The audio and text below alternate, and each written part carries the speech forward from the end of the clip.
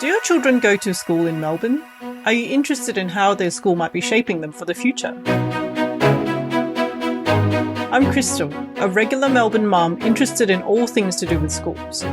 In this podcast, I want to talk to the people in the education system in Melbourne, including parents, students, and maybe even some principals to get a better understanding of what goes on in schools and how they're shaping our kids. It's time to go to school on the Melbourne Schools podcast.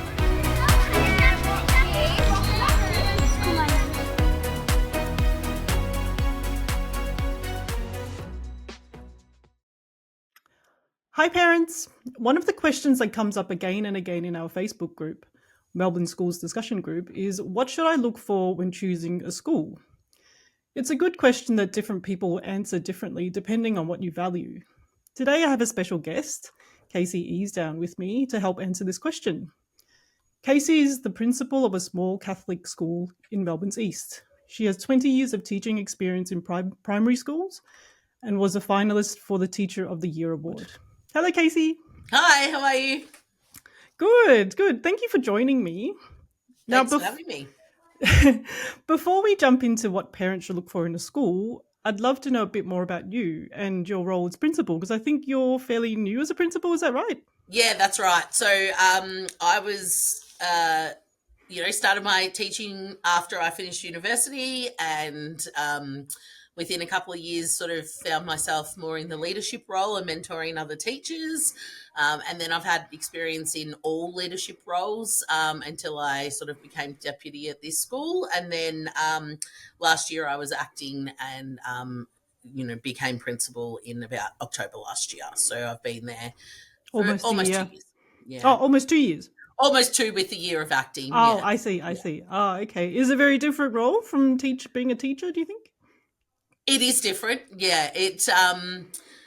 I see that you're still helping and working with the families and the children, but more in an indirect capacity. So it's more around the wellbeing support and around guiding the teaching and learning to ensure that it's really targeted towards the children. But with that less hands-on. I do make sure I'm in the classrooms every day because I miss that element. Okay. But yep.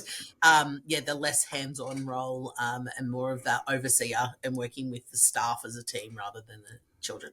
Okay, but you do tend to go into the classrooms to absolutely hang out with the kids.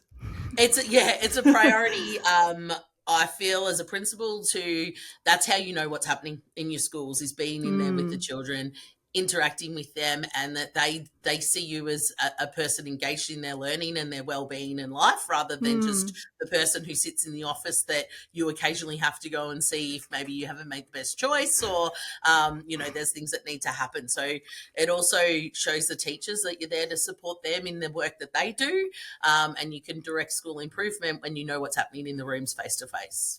That makes a lot of sense. Yeah, because otherwise how would you know what's actually happening? That's right. In the classrooms. And are you enjoying it so far?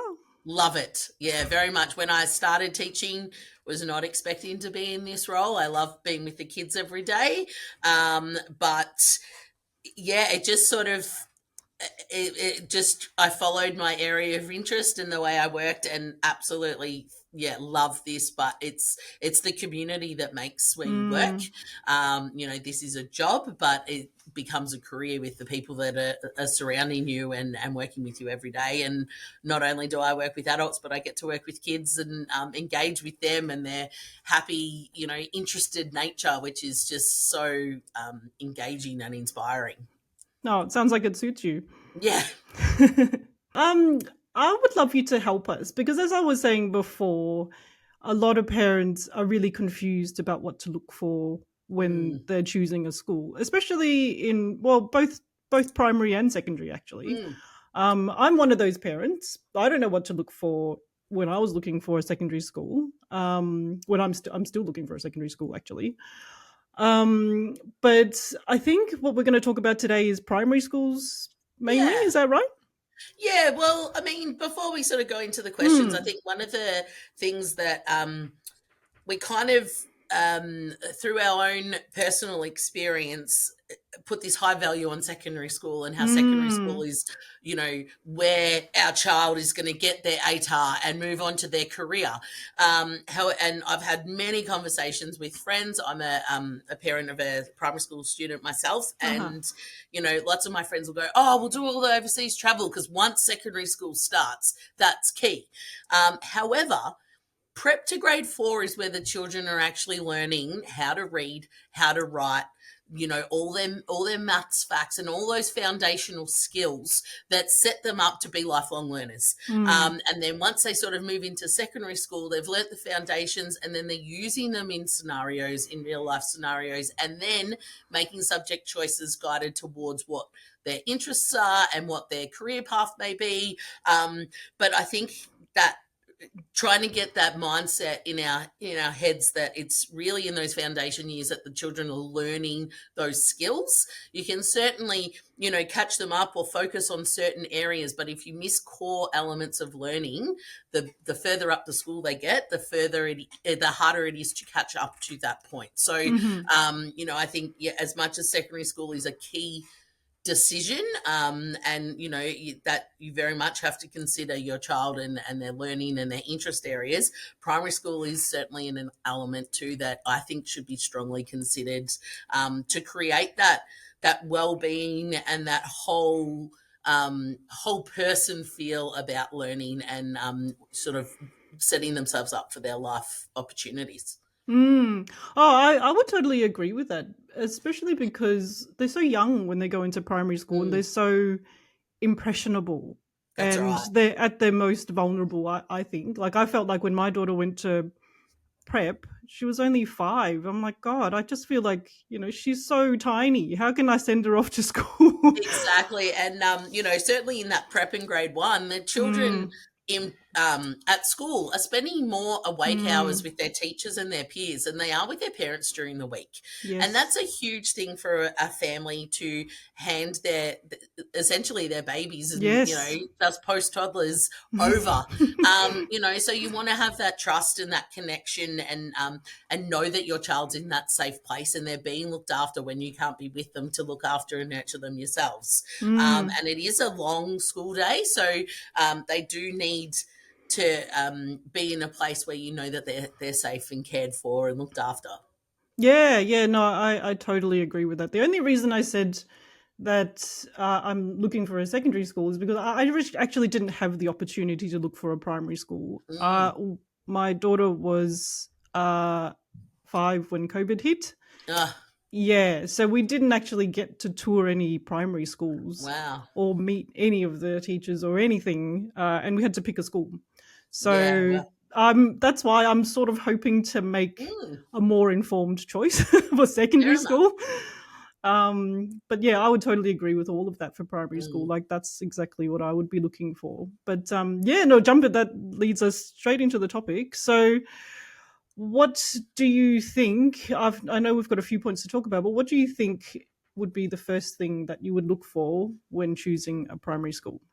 I always say, to families that you need to, you can do as much research as you want, but it's very easy to make a sentence sound more engaging when it's written down. But I encourage families to go into the school, and as they tour the school, watch the teachers and the children interact. Mhm. Have see when the teacher is teaching and the children are working, is the teacher standing observing, or are they down there with the children engaging one-on-one or in small group sessions? Are they roaming? Are they redirecting other children? Are the kids smiling and are they happy, or is it a very silent structured classroom, because that caters for some children but not for others. So you know looking at how they interact, looking at how they communicate with the kids is a key.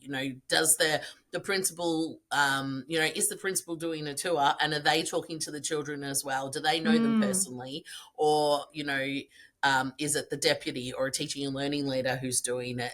It really tells a story around the relationship that the kids and the teachers have with the whole school staff, and I think that gives a really good insight as to how the school functions. So when you said look for how the teachers are teaching, so Mm. what would you be expecting? Like, what would you want to see? Um, well, we don't have desks in our classroom. Oh, Some of the older ones do, like as in teacher desks. The older oh, I ones do see. for Okay, storage, but that's it. yeah. I would like to be seeing the teacher working in a small group or one-on-one with a child. Potentially the learning support is there sort of supporting the rest of the children, because it's the teacher's responsibility who has the most qualification to be working Mm, with the child who needs the most support in the classroom and the child who has the most learning. I'd like to be seeing that, if the teacher is in the act of a whole teaching instruction, that there's full engagement from the children. They're not just sitting there doing what is expected of them by listening, because you don't know that they're engaged in their learning. We need to see them interacting. They might be, thumbs up or thumbs down if they agree with something. They might be mm, participating. There might be full movement. But research is telling us that when the children are physically engaged in their learning and interacting, the learning is going into their long-term memory and they're storing it. It's not just going into their working memory and dropping off. mm. We've all sat in a classroom where the teacher's gone on for 20, 25 minutes and we're looking out the window and thinking what we're having for lunch. Children shouldn't, a child's focus capacity is about double their age. So for a prep child, you don't want them sitting on the floor with that direct teaching much more than about 10 minutes if there isn't that Mm. interaction of that either the choral response where all the children are responding, or they're doing some physical movement around it, or engaged by writing on their whiteboards at the same time, so that they're actively participating in the lesson. So what you don't want to see is a teacher up there talking and the children sitting quietly and listening. Is that what you're? There's elements of that, of Right. course, for explicit instruction. Uh-huh. But if you're just sitting there listening and the teacher is just sitting there talking, there's actually no engagement in the Right. learning. Gotcha. You're just being spoken to, and me as a learner, I know that if I just sit and listen, it's very easy to tune out. You need to be drawn into the learning and have that conversation and have opportunities for participation. Um, you know, other than just sitting on the floor and putting your hand up, because we always know it's going to be the same couple of kids who put their hand up, and the other ones who are maybe not as confident, Mm. or who are maybe a little bit more reserved, they will find a way to avoid being engaged in the learning. They will sit behind someone, they will ask to go to the bathroom, they will find ways. Whereas what I'm liking to see is that the children, all of them, have the opportunity to participate in some way, because that's actually engaging their brain and engaging their learning. They're taking it on board during that whole instruction. Mhm. But once the children are back at their table, the teacher either redirecting a child or working with a child, or in a small group is something that we want to see. If they're in the room, if the child's in the room learning, the teacher should be in the act of teaching. Mhm. Mhm. Yeah. And when you say actively learning, what does that actually look like when you look at the classroom? Like, Um, if they're in whole class instruction, where the teacher's sort of standing at the front of the room, mm. things that we would see is children might, I'm just looking over at my poster because I've got it all up there. There might be a choral response. So it might Uh-huh. be, multiplication is adding groups, is like skip counting, for example. So I'd say multiplication is, and then the children would all respond with it is like skip counting. Oh, Or I'll say okay. skip counting is like, and they'll say multiplication is, skip counting by whatever it might be. So that's a choral response. It Mhm. might be that, I'm giving an opinion, or I'm giving them a question and they're thumbsing up if it's correct, or they're putting their thumb to the side if they're not Right. sure. That's a good indicator too of ongoing assessment. Okay, those children have got it.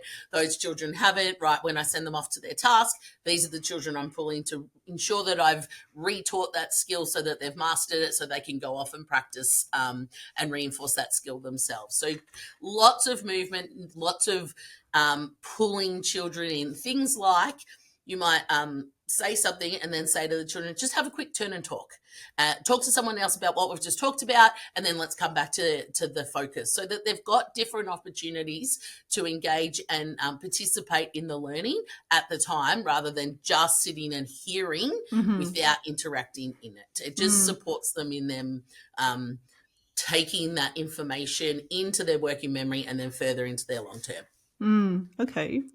And what you were saying before, that it's important that the principal knows the kids, is that, I know that there's a huge variation across schools in how much principals are involved, just by chatting to friends and asking them, what are their schools like. There's a huge variation. Like, some schools will have principals that know all the kids and even know the families and the siblings and, the younger siblings that haven't even started at the school. And some will not even know any of the kids at school, even though they Exactly. might have And been there for I years. actually had a conversation with a student who's just started with us for that exact thing. She said, you know, everyone. I, in my own educational philosophy, I think it's very strong for the principal to be engaged in the school. Certainly we've got a lot of work to do, but that work can be done when the kids aren't with us. We're here to educate children, and we're also here to support the families on their educational duty and journey of the children. So, of course, if you're in a school of 700, 1,000 kids, you're not going to have that opportunity to be out and as present as much as, say, someone of a smaller school. And we are a little bit smaller, which allows me to do that. But no matter the size, I feel it important that the principal is interacting with the kids and the parents, and that there's an open door policy, and that the families can come and chat to the principal and see, the buck stops with us. And if we're not the ones, creating the environment that we want for our school, then, that's a bit upsetting for me, to be honest. And of course the deputies are there and they do phenomenal work and they do a lot of that, but it is the principal who leads the school, and in my opinion the principal should be present with the children and the families. Do you stand at the gate when school Yeah, starts? before and after school I'm outside every single day. Wow, that's nice.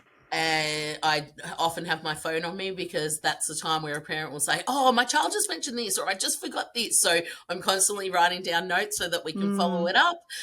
Of course, that, we redirect to the classroom teacher first. They're the first point of call. But those little things are certainly what I think makes not just the learning, but the community of a school. And, families of a primary school are there for 7 years. It needs to be a place where they feel welcome and feel like they're known and valued as well, rather than just the drop off and the pick up of the child. 7 years is a long time of a child's life, and the family needs to be part of that experience as well. Yeah, I think that's really nice that you're there, because I think it's really difficult to approach somebody that you don't know.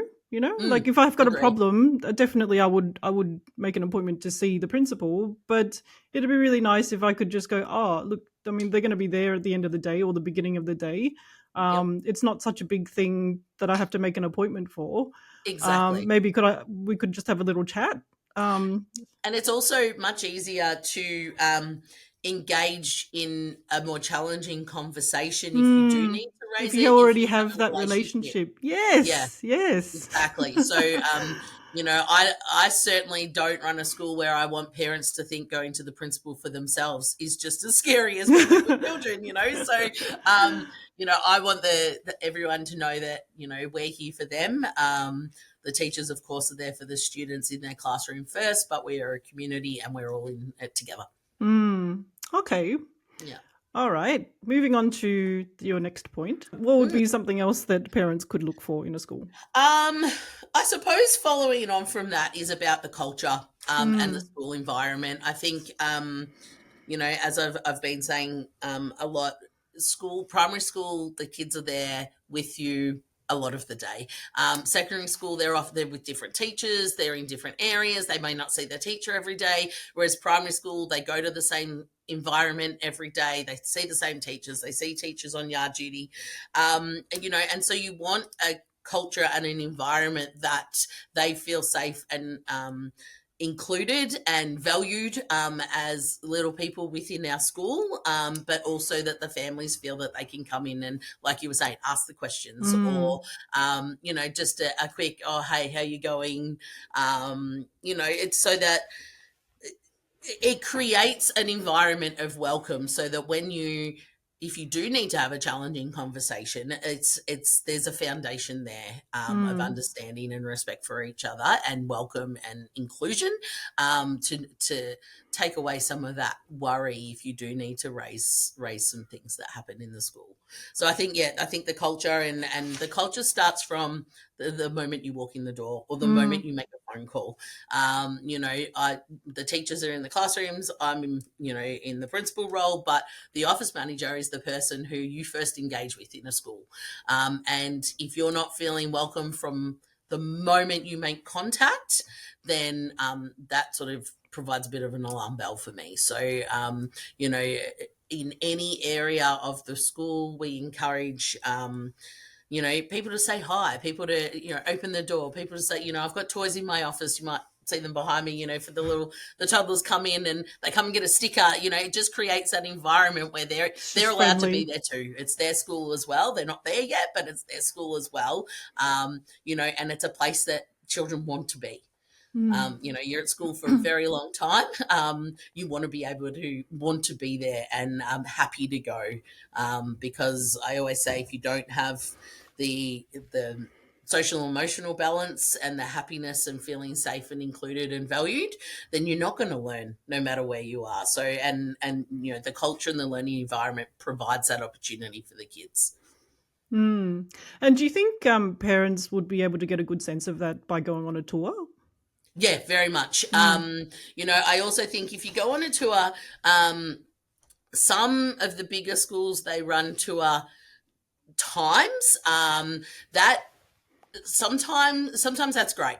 Other times you get the best performance, Mhm. or you might get the tour with the person who's available that day, or sometimes there's students, sometimes there isn't students. But it will provide a good feel for how the school works. But just as much of calling and saying, oh, look, I can't make that tour, can I have a separate time? That tells you a lot about a school too. If you Oh, can't make that really? time, and they go, well, look, the next tour is in 4 weeks, I'll Mhm. book you in for that. I think that tells a message too. Obviously, bigger schools, you do have to time it. Mhm. But when you do tours and there's a lot of people, you don't really get that personal connection and that opportunity to really engage and talk to the people who are in the school and talking about the school. I think you need Mm. opportunities to be able to talk to the people who have the big impact on change, like the principal, like the teaching and learning leader, like the classroom teachers when you walk in there. I always say to the kids, if you're in between something and a family walks through, feel free to say hi. But if you're in the middle of learning, you don't have to stop and say hi. You keep going with your work and you get the opportunity to talk later. So, um, I think a school tour gives you one aspect, but a private tour can give you something different. Mm. And But it also on the tours, I also think, don't just feel like you need to do one and you can't go back. I think sometimes you go and you walk away with more questions than answers, especially at the start of Mhm. your school looking journey. And so I think it's really important that you go, you walk away, and if you think, oh, I just need to see something or I just need to ask something else, you should feel welcome to be able to rebook another tour, make a phone call and ask the question. Mhm. And, if the school is engaging in that, and of course come back, or, yeah, I'll put the principal on, Mm. that shows how much they're going to take on and support you when you do maybe have challenges or you have information about schooling. But if it's like, oh, well, our tours are really booked, that's not really sort of creating that welcoming feel either. Mm. So, the other thing on tours though is I would try not to do too many. Sometimes, It's you a want bit to do late for what's me. best for your child. And, I thought being a principal and being a teacher for so long, it would be an easy thing for me to make a choice around the school that I sent my child to, and it wasn't. I still Mm, found it challenging. Different schools offer different things. But 7, 8, 9 different schools, you're going to walk away confused as to which one was which and which offered which. And, oh, that's great, but this isn't. Sort of do your research, talk to some families, and then look at 3 or 4 maybe. Feel free to revisit again, and sort of ask the questions that you maybe didn't ask the last time, or clarify what you need to clarify. And I think that sort of gives you a really good feel for where you're sort of headed, because, yeah, too many sort of, you'll be befuddled. oh, that's funny that you say that. Yeah. Have you Um, done a lot of tours? I think 30 so far, Oh my goodness. and Yeah. some schools I've done several times. Yeah, good. So I find it difficult to understand how somebody can tour a school, or not even tour a school, and make a decision. Mhm. Yeah, I find it difficult to, because there's so many things that I want to know about a that's school. right. How can I get all the information, just by one tour? I've been to, Mm. I am obviously have some issues because I've toured one school 4 times, and Yeah, but I something's bringing you back to that school. yeah. I mean, obviously, I'm very interested in that Yeah, school, but I feel like I still have questions. Like I still yeah. have questions, and the more I learn about different schools by going on different tours, the more I go, oh, I didn't actually ask that question of that school. Like I didn't delve into, Mm, you know, I don't know, well-being or whatever of yeah. that school. So yeah, I think it's a bit late for me because I've done like tons of school tours. I find them really fascinating though. Yeah, but I if find them really you interesting. narrow it down now, I bet you could probably put it down to about 3 or 4. Yeah, no, I Yeah. can. But yeah, Um, I do them. It's a little strange hobby of mine. I do them and I write about them, and yeah, I find them really interesting because they're so different, and you just would not know if I hadn't done all exactly. those tours. Like you just never would know what each school offers or what And they you can, feel like. yeah, I think you've hit the nail on the head. You can read their websites, you can read their Yeah. reviews. Every school has to teach the same curriculum, Uh but huh. it's always about how it's embedded and the Yes. feel the school has. And Yeah. you can't get that anywhere else. But you can walk in and you can know straight away whether the feel's right. And that, leads towards that culture and school environment I was talking about. Yeah. Um, That's so but when you true. said you find it strange that some families, don't do tours, I think, knowledge is power as well. And I think some families don't realize that they have that option. Just because they Mm. live in a zoned school, doesn't mean, that that's their only school of choice. Mm. They can, talk to, depending on where you are in Melbourne, is depending on, whether the Catholic schools are zoned or not, whether the state schools are zoned or not.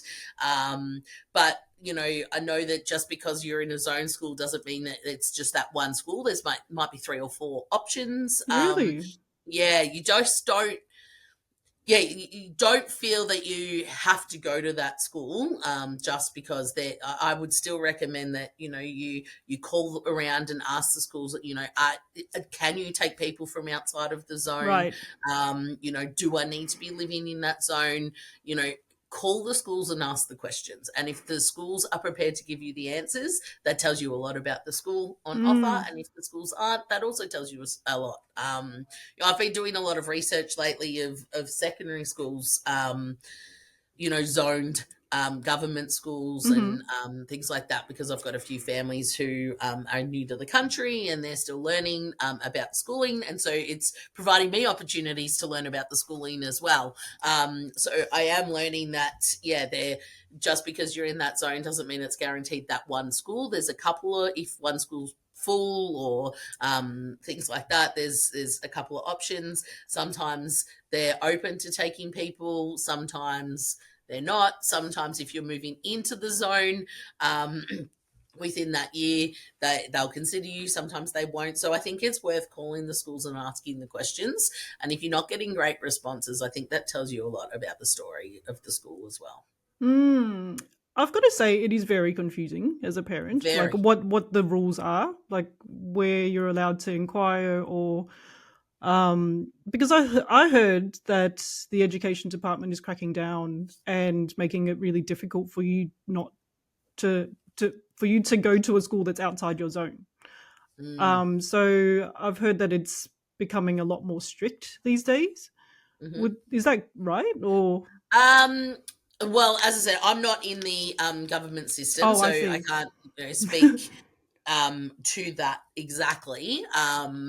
But I do know that um, I've made calls on behalf of families before, and I've got a very strong sense of whether it's a school that we should consider or not. I think it just gives you that Mm. indicator. Certainly, in the school, in the areas where there's younger families or that it's a growth area, they are tightening down on enrollments, certainly in government schools. Mhm. And, if you don't have power bills or rental agreements Mm. signed, then Mhm. you definitely do not get a place.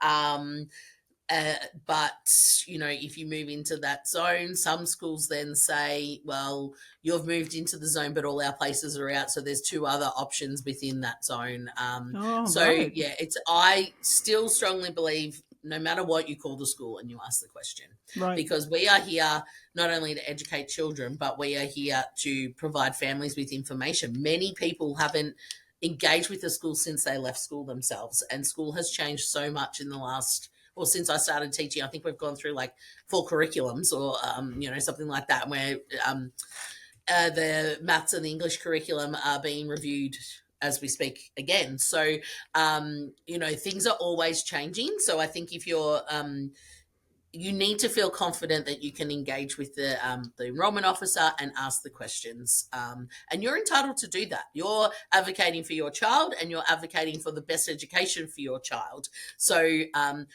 don't feel hesitant that you shouldn't contact, or that you're asking too many questions, or you're Mm. engaging with them too much, because you're the number one fan for your child, and you're the one who is doing everything in your power to support your child and get them the best education and learning environment possible. Mm. And Mm. I'm very strong, not just on the best education, but the learning environment. I think, and that probably moves to my next point on, choosing a school. I think, we do all have to teach the same curriculum, and different schools do it in different ways. Phonics is rearing its head again. Catholic education, so Max. We have a vision for instruction, and it's a 2030 strategy, and we're looking at more explicit instruction, more revisiting of learning, so that it is following that science of learning and going into long-term memory and being retrieved, and revisiting things so that it's on a forgetting curve. And lots of schools do lots of things around research and science, but if you don't have an environment where you feel connected, where you feel safe, where you feel comfortable to be challenged and to challenge yourself academically and to say, hey, I'm struggling with this, can I have some help? You're not going to learn. We can provide the learning, but if you're not in that environment that supports your social, emotional, and your well-being just as much as your academic, we're not going to get the best out of you. Mm. So I think the learning environment and the supports that are in the learning environment are just as important as the academics. And NAPLAN tells part of a story, but it doesn't tell the whole story. And I know families, want to send their children to the schools that have the best NAPLAN results and the best academics. But that very much is dependent upon, the children in that group. It's dependent upon the values that the schools put in, like constant pressure of practice, practice, practice, NAPLAN, NAPLAN, NAPLAN.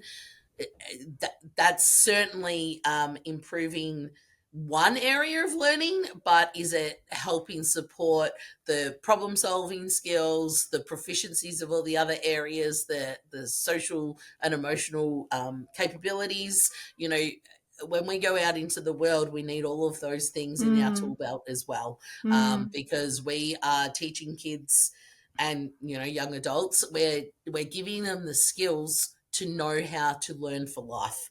You don't leave secondary school or primary school knowing everything that you need to know forever, but you leave knowing how to find that information out. And if you are a stressed out kid because you've always been trying to get the best results,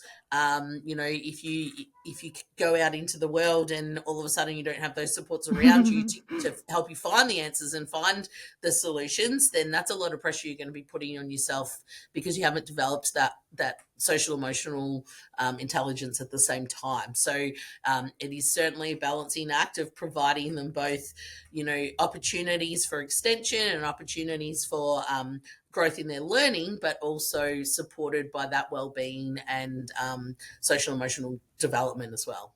So, when you say the social and emotional development, Yeah. what would you be looking for when you go to a school? Like, how would you know that that's being done well? I think there's how the classroom's set up. So, are there supports in place to help a child? Are there visuals? Are there examples on the whiteboard or the pinboard that provides them with strategies to support them through problem solving? Have things? Is there lessons around learning how to become resilient, how to work as a team, how to problem solve? To teach them those things just as much as we're teaching them to read and write. Mm-hmm. If every child in primary school is learning to develop and support and manage their emotions. Mm. And at times, they're not going to manage it. They might have had a big fight with their friend on the playground. Their friend might have knocked their sandcastle over and they wanted it for the next playtime. These are the problems we're dealing with on the yard. And if they come into their learning environment and they can't move past that issue, or that can really affect their learning in that next Mm. point of time. So what do they have in the schools and what do they have in the classrooms to support that? Is there fidgets that help them focus and concentrate? Have they been taught strategies to calm themselves down? Do they have an opportunity to put themselves in a calm place in the classroom, still feel engaged and belonging to that classroom, but given the opportunity to calm themselves down in their safe space rather than removed from their own place because they can't control their emotions?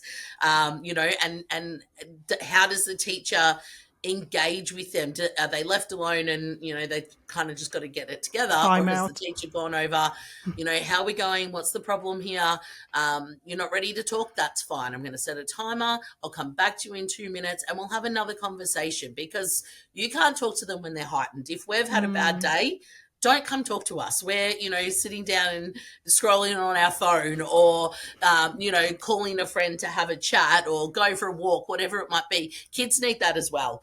We can't expect them to come in and function for a 5-hour learning day if there is some other emotional problem that they've had. Mm. They can't just switch that off. So Mm-hmm. is there supports in the school and in the classroom to help them work through that and then learn to re-engage in their learning, rather than just, you have to deal with that because now we're moving on to maths? Mm. That's a key thing that we need to do. They do it in kinder. They stop and they help the kids solve a problem in kinder before they expect them to join a group. We can't just because they're at school say, oh, well, put that aside, deal with that next playtime because we're focused on this. Do you find that there's a huge variation in how schools teach these sorts of skills? Very much. Very much. I think that comes down to the priorities of the school.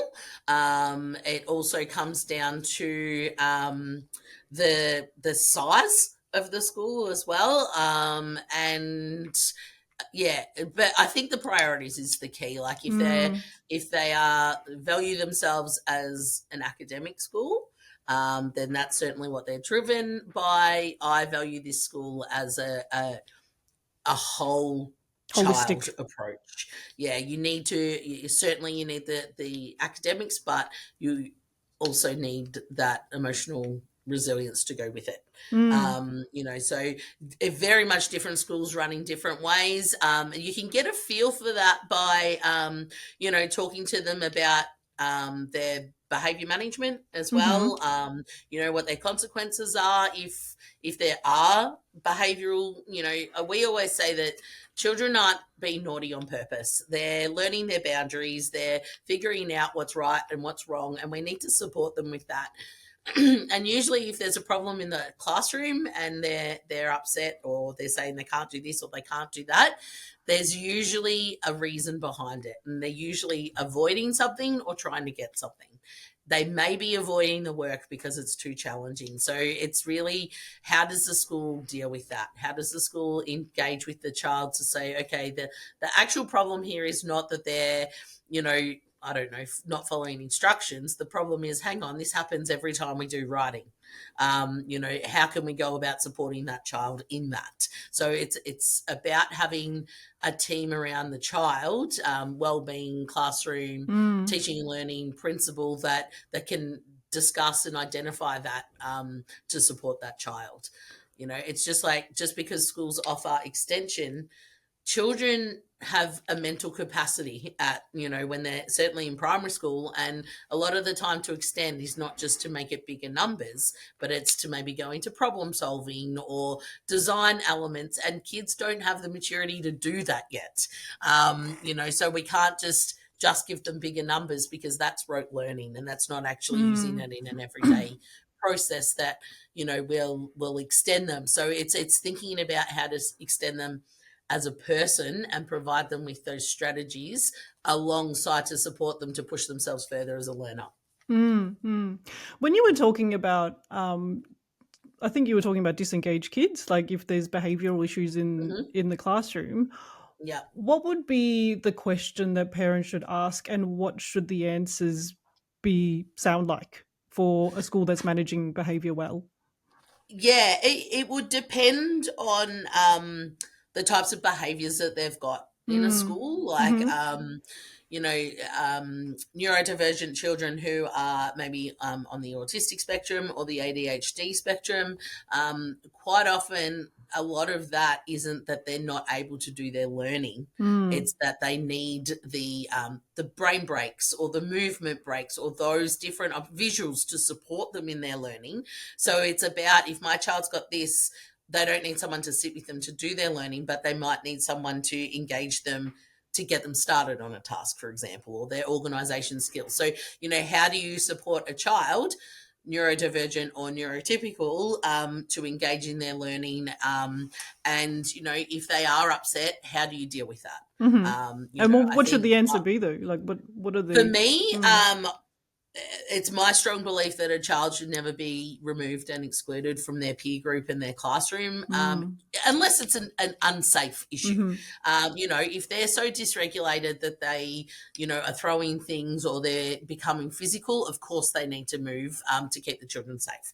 But if they are upset or, just not having a great day, well, then that's for us to support them in the classroom as well, because that is their safe place, that is their peers, and they're the people they feel the most connected to. So, seeing how you can, if a child is dysregulated, how the school deals with that, within the classroom setting, and Mhm. whether they are removed. Sometimes, if a kid's being physical and it's because they're upset about something, sometimes they just need to go for a run outside or hang Mhm. on the monkey bars, and it will just give them that break to readjust. Also, if a child's upset or angry over whatever the case might be, and children do get upset and angry, Mm. if they're yelling and screaming, that's not the time to engage with them. They're not going to talk. They're not going to tell you the problem. So we always say there's no teachable moment in the moment. They need support. They Mhm. need to know that someone's there for them when they're ready, and then it's about engaging with them after. So really just saying to the school, if a child does get upset or they are dysregulated or there's been a problem on the yard, how do you deal with it? How do you Mm. solve that issue? Um, you know, are you going to call me? Are you not? These are the sorts of things that I would, I would want to know what the school are going to do. Are they going to call me every 5 times, because a parent might be dealing with that at home as well, and this is their break for them, so having that conversation with the school and forming a response and a plan around the school and the parents and the child, to help them with whatever they might need at the time. Yeah. Because Okay. it can change too, What's that? obviously. It can change as well. Like, Yep. when they first come, they might be coming to school and they're just learning a whole new routine. So they are dysregulated, and they Mm. are, every time they get to a topic that's hard, finding ways to avoid that. Well, then that's not just, oh, well, you pull them out of the classroom during that session, because then the child's getting what they want. They're not learning the strategies to deal with it. So you might, put in a reward, or you might put in an adjustment. So they might be doing less with a plan for them to do more. Mm. um, the teachers should be talking to the parents about that and getting them on board, so that you're going to get the best out of a child when the parents and the teachers and the students are working together. Mm-hmm. But then as they get older, it might not be writing that's the issue. It might be a peer issue. So then, you would need to look at a different way to support that child, and what that child's looking for. And as they get older, they can engage more readily with suggestions as to how they can work through it as well. Mm. But I really think it's about the school hearing the need of the child, and not just putting them into the Yep. naughty category or the disengaged category. There's usually a reason behind it, and I think if the school can get to that, that's where you're going to see the most change in a child. And generally there's anxiety that goes with that, so that lessens it on the child as well, and it makes them feel safe, and then that leads to them being more academic and more engaged in their learning. So it's a big cycle. You've got to have Mm. one for the other. Mm. So it sounds like what you're looking for is a school that is willing to be curious about the reasons, and Mm, then also having some strategies about what to do about it, rather very than much. like a one And size it's fits not, all. yeah, it's not Mm. one size fits all. Mm. Exactly. And obviously in a smaller school, that's more that's easier done than in a Mm-hmm. bigger school. Mm-hmm. But I think if that's the priority of the school, they find a way to do that. Mm. So finding out, what do they have? Is there a wellbeing leader? Is there regular meetings? Is there things? Things like fidgets and wobble chairs. They're good learning for all children. You don't have to have a diagnosis to use a wobble chair. Like I'm playing with a fidget now, just it's keeping me focused. See, it needs to be there for all children, because it's good learning for And all all children. adults. Yeah, yeah, that's right. Okay. How about we move on to the next strategy, or the next Yeah. question, I think. Um, so I know I've done a lot of talking about Mm-hmm. the engagement and the well being side. I think Mm-hmm. just to finish that off, school for primary school is a place that these kids are for 6 years, 7 years in primary school, 6 years in secondary school. And if these kids, they need to feel engaged, they need to feel that they have a voice in their school. Yes. They don't, like, they're coming here every day. That's their Mm. responsibility. But you can make this place as good or as challenging as it Yeah. can be. I So, love that actually. what things do the schools have in place, secondary or primary, that will engage my child, and keep them, focused? So, are there student driven initiatives? Like, is there a school representative council? Is there, lunchtime clubs? Is Mm. there, we run a St. Vincent de Paul mini Vinnies group, and I just contacted the local secondary school, and they came out, the girls in year 11 and 12, and did a presentation so that gave them an opportunity to come out and talk to another school with an area that they had student voice and student engagement in. So, what options? It's not just about, for me, it's not just about what extracurricular activities do the schools offer that parents have to pay for after school. It's what do the kids do within their learning time and, the time that they're at school, that engage them and give them a voice. Mm. Like for example, we've got a calm corner in every classroom of the school, and we've got one child who finds the yard time a bit challenging. There's a lot of people out there. It's not as structured. So that child had sort of said to us, "Do you think we could create a calm corner outside?" So that's an easy done. Yep, no problem. And that is used one of the main areas. There's blankets. There's a tent. Sometimes kids just take a book out there and read. And that was just something that this child said, "Could we do?" And there was no reason not to. It's supported not only that child but the others. If the kids are, I'm just trying to think of something that they've asked recently. But they basically, do they feel like they have a voice towards learning?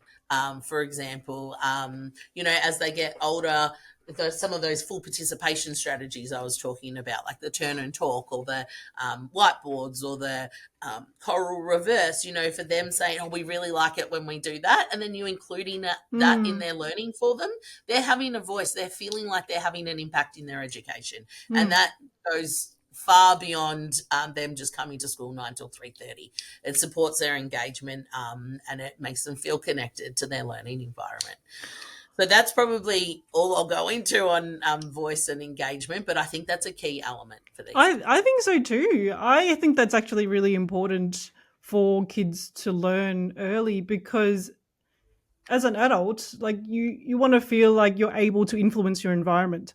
And if you can learn That's that right. at school, that you have agency and that you can actually do things and create things and start things, I think that's an invaluable lesson, because I did not learn that until much later on.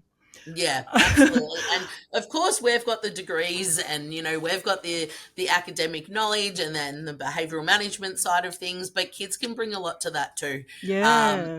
Even as simple as like the positive rewards that happen in the classroom, for example. What do you want the reward to be? That's them having some form of control over where they're made to go. As children, they legally have to be there. So, if they can be part of that, it's certainly, a life lesson. Oh, That definitely. they can learn. Yeah, for sure. I have a story. One of my friends was telling me about her son's school. He's in primary school as well, and he was really into the Rubik's Cube. Mm-hmm. And he was able to start a club at the school for Rubik's Cube, Right. along with some of his mates from other Yep. years. And they stood up in assembly and they announced it to the school. The principal was in full support of that. And I thought, Mm-hmm. what an amazing lesson to learn in primary Mm, school, that you have control of your environment, that you can do things like that, like really absolutely. influence your environment. Very much. Yeah. Yeah, I love that story. Yeah, and school. Of course, you're there to learn academics, but you're there to learn a lot more than But academics. you have to learn to be a human as well, I think. Exactly, exactly, and kids are finishing school, and they're so directed by teachers, and they're so supported by teachers, that they get Yeah. out into the real world and they don't know how to do all those other elements Oh, as well, because they've always absolutely. had someone guide and direct them. Yep. So we need to ensure that we're creating that environment for them to do both. I agree with that 100%. Yeah. Anything else that you can Well, I think of? suppose I haven't really talked about the teaching and Oh, learning yeah, let's talk focus. I about mean, that. obviously that's a That's key element important. of the teaching and learning. I think lots of schools are trialing different things in teaching and learning, and they're using research and science of learning that supports them in that. But I think what you're looking for is, in my opinion, the kid, it's not a secret what kids need to learn. Back when I was at primary school, it was, you listened to the teacher, they gave you a worksheet, you did the worksheet, you got ticks and crosses, and that was that. Kids need to know what they're learning and how to achieve. So I think in a teaching and learning focus, the kids being told their learning intention, being told their success criteria, and what they need to do to achieve that learning is really important. It comes back to that agency as well.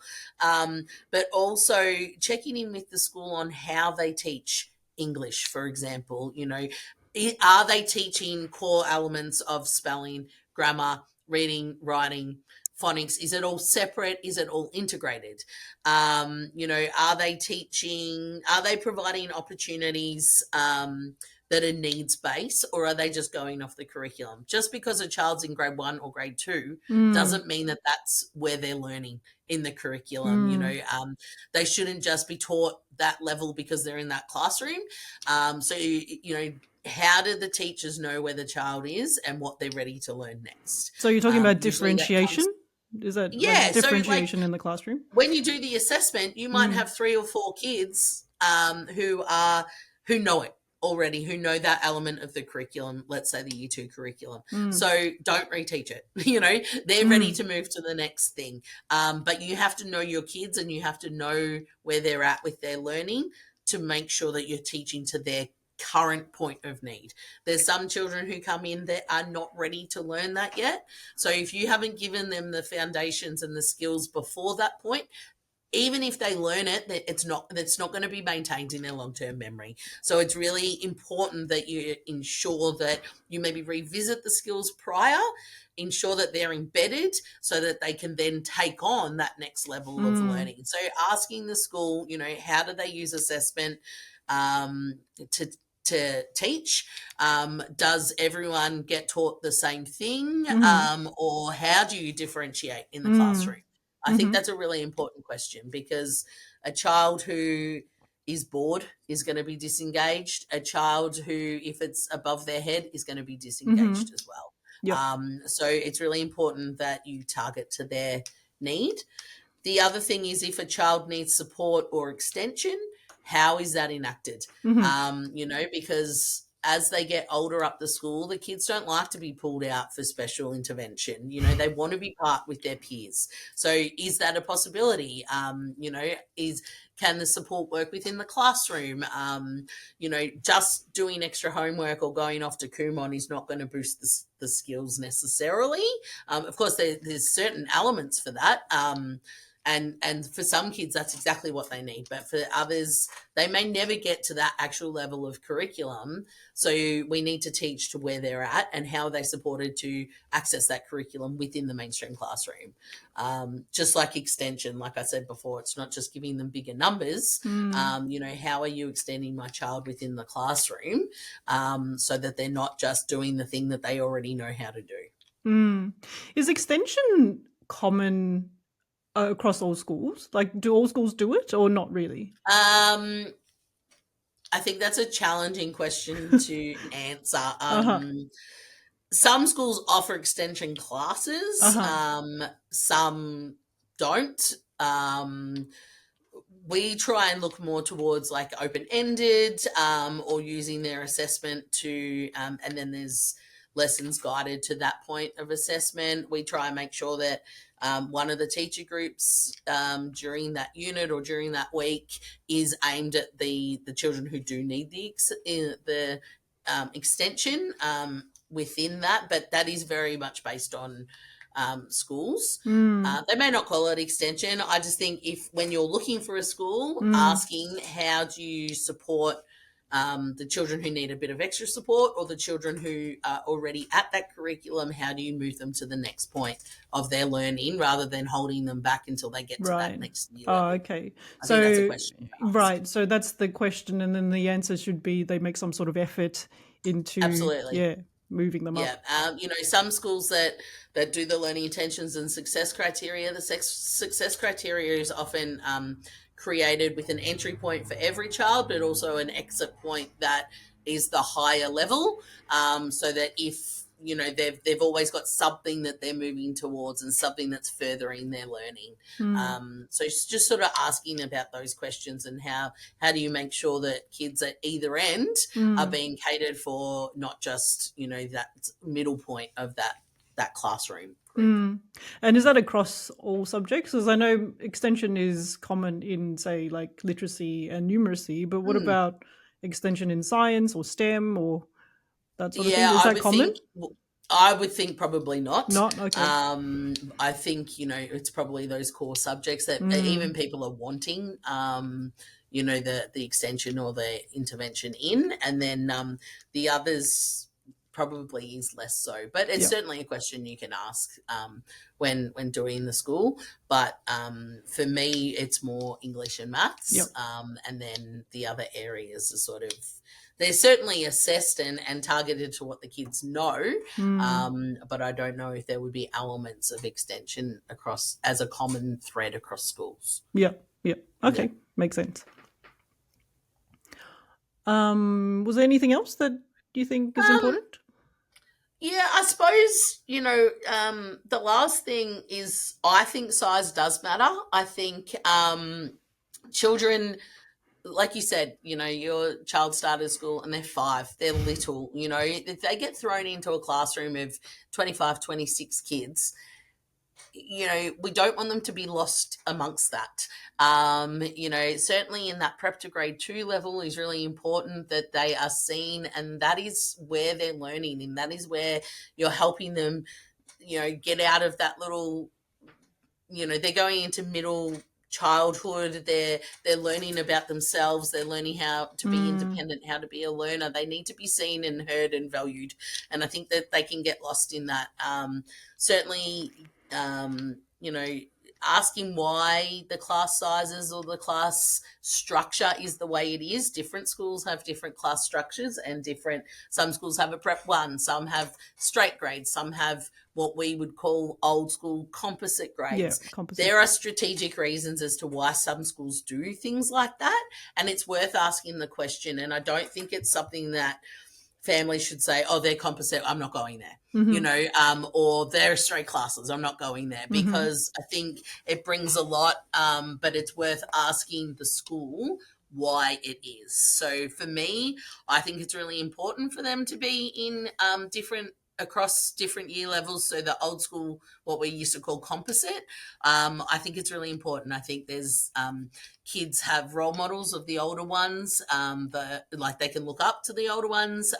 The older ones have a sense of responsibility and leadership to the younger ones. But in the real world, we never really interact with people our own age. It's really only in school we expect them to function and be friends with and learn with all 5-year-olds or all 6-year-olds. In the real world, it's not like that. You could have friends who are 20 and you could have friends who are 55, and you work in an environment with a lot of different ages. So we need to model what the real world is in the school setting. And whether you're a straight class or whether you're a mixed class, there's going to be a range of academic ability. So it shouldn't matter if the teacher knows the child well and is using assessment and is teaching to their next point of need. It shouldn't matter whether they're in a straight class or whether they're in a mixed class. Their learning should be catered for. But I think it brings something different to have different age groups together. But what I would say is talk to the school about why they have chosen that. And it may or may not agree with how you sit as a family and what you want as a family, but it's worth asking the question because there could be reasons behind it. When I was in primary school, it was kind of like there was 2 classes of grade 1s, there were 2 classes of grade 2s, and then, there's not enough to make a third of each, we'll put them together. It's certainly not designed like that in most schools anymore, and it's worth asking the school why they have it structured that way, and then consider that when you're deciding whether it is for you and your child or whether it isn't for you and your child. And the other thing is, I think in a school that maybe has 20, 30, 40 in a year level rather than 100, there's a greater opportunity for engagement, for leadership, for opportunity, because there's less kids who are participating in it. Some kids find it very overwhelming to put their hand up and ask I want to be that leader or I want to do that. But in a smaller cohort where they know them better, that creates a bit of confidence too, which is really good. And, I sometimes hear families say, oh, well, they've got to go to the big state school because, they'll have more friends to play with. Kids make friends. Kids have always got friends to play with. They're always engaged. That's more of that's a parent perspective. Oh, they may not have a friend. I want to give them as many opportunities to make friends as they can. The flip side of that is if the child, some children find that quite challenging to walk out into a yard of a year level of 100 and say, how am I going to ask to play because there's a group of 50 playing or there's a group of 20 playing tag? How do I engage with that? Whereas in that smaller setting, they've got more confidence to go and engage and participate. So, asking about that and asking how the kids get along with each other. You know, don't just assume bigger is better, I think is my thing. And sometimes it is. For some children, bigger is better. But for most children, I think erring on that smaller side is really important, especially the little ones. They leave their kinder and their home nest, and this is the first time they're in the big wide world. You can be in the big wide world of 26 or you can be in the big wide world of 15. For that first step out, you're certainly getting more targeted teaching when you're in a smaller class of, the teachers 1 to 15. You can get to kids and move them along and know where they're at better in their learning than 1 to 26. So that's just something to think about as well. So when you say like big versus small, so a small class would be 15. So would you say like an average size class or a small size class would be say 18 to 20? I think they sort of, most schools try not to have more than about 22, 24 in a prep sort of class. I still think that's pretty big for their first little year. But it also depends on the school, on the structure that they have set up for classrooms. It depends on space. So there's a lot of, as I said before with, the academics, every school has a reason for what they're doing. And I think probably the message to families is don't just assume it's not going to work for your child. Ask the questions. Why do you have your classes set up like that? Why is your class size like this? What opportunities does my child to have to participate? And let that be the guide. Don't just jump on the website or the My Schools and go, oh, there's only this many kids, or, oh my gosh, there's that many kids. It's not going to work. Don't be led by the numbers. Be led by the experience when you're in the school and talking to the people who are there every day with your children. Yeah, that makes sense. And I think it can be a bit of a contentious issue. Like different people have very strong opinions about small schools or big schools. Yeah. But I think you've got to do what's right for your child. Exactly. And I have taught in situation. both. And you can make all that feeling and that connection in both sizes, don't get me wrong. But I think the bottom line is, your child, but don't just assume that they need something without asking the question. The other thing would be take your child with you.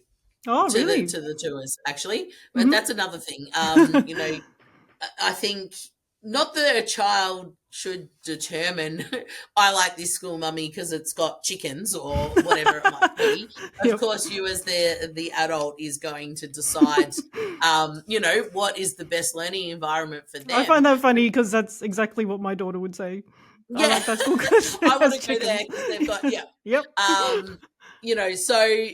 But, they're the ones who are going to be there. It also gives you a view as to how people engage with your child before they start to, are they talking to the kid, your child as well? Are the kids when they go into the classroom, and it also gives the school an impression of, oh, that child seems maybe a little bit shyer, I might need to bring them out of their shell, and just things like that. I think it's really important for the child to be there. Not that they probably have a voice in the decision, but they've experienced the school and they'll know as well. They'll still say, oh, I like that school, mummy, or I like that school, and that should have some impact because they're the ones who are going to have to go there every single day. I'm not for 4-year-olds making their educational decision, but I think them being there is a good feel too. Makes sense. Yeah. Was there anything else that we haven't spoken about that? No, I don't think so. I think it's a big decision for a family. It is big. It's huge. It's probably the first big decision you make for your child to enter them into the big wide world. And they are going to be there for a long time. So it's just about go get that feel for the school, look at how the kids are. The kids happy? Are they engaged? Are the school welcoming? Talk to families. Sometimes being at drop off or pick up, being around that time for a tour is good too. Sometimes tours are designed to be later so that people can park and drop off's done. But, talking to families as well is a really good feel for what the school is, because, what the name the school had in the community 10 years ago doesn't mean it is what it is now. Or if one of your friends went there when they were a kid, it's completely different principal, different staff, different cohort of kids can really change the culture of a school. So I suppose in summing up, don't do too many schools. Talk to people who are there. Look at how the kids are engaging in their learning with their teacher in the classroom. And it really does come down to that vibe and that feel that you get around that school. And, worst case, they're not stuck there forever. If you think I've done the wrong thing, you talk to the school, you try and support them. But if it doesn't end up being the right place, you're not stuck there. You've always got a choice and you can always make a change if it didn't, if it didn't work the way you wanted it to, or it just didn't give what your child needs. As your child settles, and I always say it's about grade 1, it just kind of clicks with the kids. Prep, they're just taking it all in, and it's all quite disjointed. In grade 1, it kind of clicks, and if it's not clicking, that's where that you should look to support the child with their intervention in their learning or their social skills or whatever it might be. But if it doesn't work out, that's okay. You just have that open communication. Have asked the school to put plans in place and to trial things and to keep talking to you, and then you make the decision based on where they're at when they're at it. I think that's really important. Gosh, parenting is hard. Got to make all these huge decisions. Super hard, and then I know families make decisions too, like, oh, my next child's going to secondary school, it'll be easier for drop off, or sometimes one school isn't the right fit for both children. And you don't have to choose one element and the other one miss out. You can work out ways to do both. And number one, you're advocating for your child and you're making the best decision for your child as you can, and don't ever second guess yourself. Ask the questions. That's hard. Be engaged and acknowledge it's hard, and then but the school will give you that feel as to whether it's the right fit for you. Yeah. All right, great. Well, thank you, Kasey. I think that's been pretty comprehensive. I think we've covered a lot in this conversation. Hopefully it's helpful to some families who are looking for schools.